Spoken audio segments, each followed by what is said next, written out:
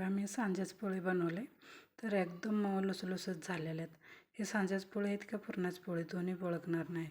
एकदम तेल लावून पोळी केलेल्या आहेत. हे बघा किती मऊ झालेल्या आहेत, पुरणपोळीगतच झाले. तर हे बघा कसं वाटले तुम्हाला ही पोळी. तुपावर खाल्लं तर एकदम मस्त. चला सगळं व्हिडिओला सुरुवात करूया. चला सगळ्याला रामकृष्ण हरी मंडळी. चला मी आज बनवणार आहे सांजेची पोळी. तर मी सांजा शिजवून असं उंडू करून घेतले. तर कणिक एवढं असं मळून घेतले. म्हटलं तर लय पातळ पण नाही. हे कणिक असं मळायचं की पुरणपोळीला बनवते असं नाही मळायचं. पुरणपोळीला जराच मऊ असं मऊ सॉफ्ट पाहिजे. याला मऊ सॉफ्टच पाहिजे, लेकिन थोडंसं घट्टसर यायला पाहिजे सांजेच्या पोळीला. तर मी एक उंडा घेऊन भरून घेते. भरून घेतल्यानंतर हे चांगलं असं भरून घेऊन ह्यालाच उरलेलं कणिक मडचून घेते. जादा झालं तर काढायचं कणिक, त्यातच मडचायचं नाही. मग एकीकडं साईड धीप होत्या. तर हे बघा मी तेलाचीच पोळी करणार आहे, सांजेची पोळी. तर याला तेल लावते सगळीकडं आणि लाटून घेते. बेलण्यानं पण तेल लावून घ्यायचं. मग याला असं लाटून घ्यायचं चांगल्याने. उलतं पालतं करून असं लाटायचं. मी असं तगडं ते काय म्हणतात तगड का पत्रा ह्याच्यावर नाही लाटले, मी डायरेक्ट पळपुटावरच लाटले. तर हे बघा चांगलं लाटून घ्यायचं. कणिक आणि पुरण एकदम परफेक्ट झालं की ना बघा, तर पोळी कुठंच फुटणार नाही. मस्त असं पोळी लाटून घेतली.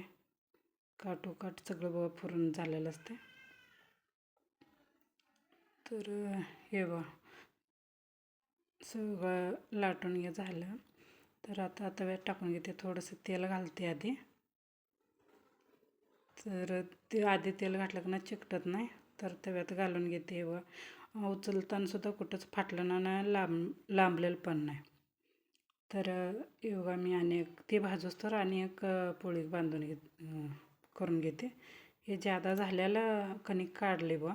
मग जादा झालेलं त्यातच मडचलं की नाही एक साईड धीप येते, पोळी चांगली लागत नाही, मऊ बी होत नाही. इकडं साईड निभार लागत त्या. म्हणताना मग उरलेलं कणिक काढून तर थोडंसं मडचून घेतले. नंतर हे बी बघा लाटून घेते दुसरी पोळी बा. असं मस्त काटोकाट सगळं लाटून घ्यायचं.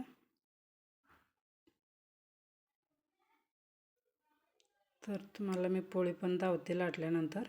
हे बघा पोळी एकदम आहे की ना चपातीवर पातळ झालेलं आहे, थोडं पण जाड झालं नाही. आणि ह्याला मी तेल लावून लाटलेलं आहे, पीठ लावून लाटले नाही. तर पोळी पण असं नाही की निबार होती, एकदम मऊ फुगते पोळी पण. ही दावते तुम्हाला जवळनं. तर बघा दिसते ना एक सडा फुगा लागली पोळी. तर वा पोळी सगळीकडं कसं फुगली की.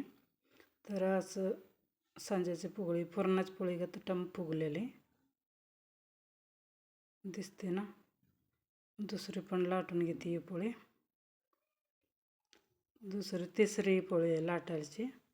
तर हे बघा हे पण कसं टम फुगलेले एक ना काटोकाट फुगलेले पोळी.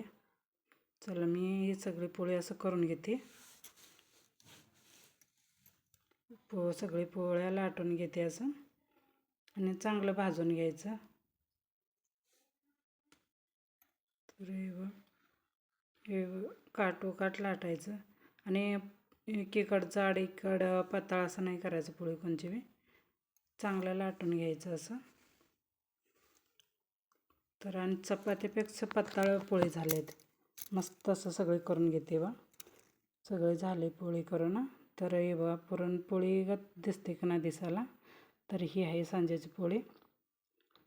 तर तुम्हाला कसं वाटले सांजेची पोळी नक्की कमेंटमध्ये सांगा. व्हिडिओ आवडला असेल तर लाईक करा, शेअर करा, सबस्क्राईब करायला विसरू नका. तर चला कसं झालं सांगा पोळी. आणि तुम्ही पण बनवा. तुम्ही कुठल्या पद्धतीने बनवता ते पण सांगा. आमच्याकडं तळून पण बनवतात, खरं आम्ही घरात खायला असंच बनवतो. तेलाच लय नाही, कमी करते. ते पण एक व्हिडिओ टाकीन तेलात तळून करायचे. तर हे बघा सांजेची पोळी पुरणाची पोळीगत मऊ झालेलं आहे. चला तुम्हाला कसं वाटले पोळ्या नक्की कमेंटमध्ये सांगा. तर आणि तुप्पासंग खायला तर एकच नंबर लागते.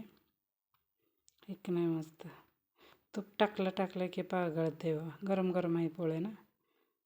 तर या खायला पोळी आणि तूप. कसं वाटले आमचं व्हिडिओ. म्हणजे फारसं नाही बोलायला येत मला, तरी पण प्रयत्न करते. चला.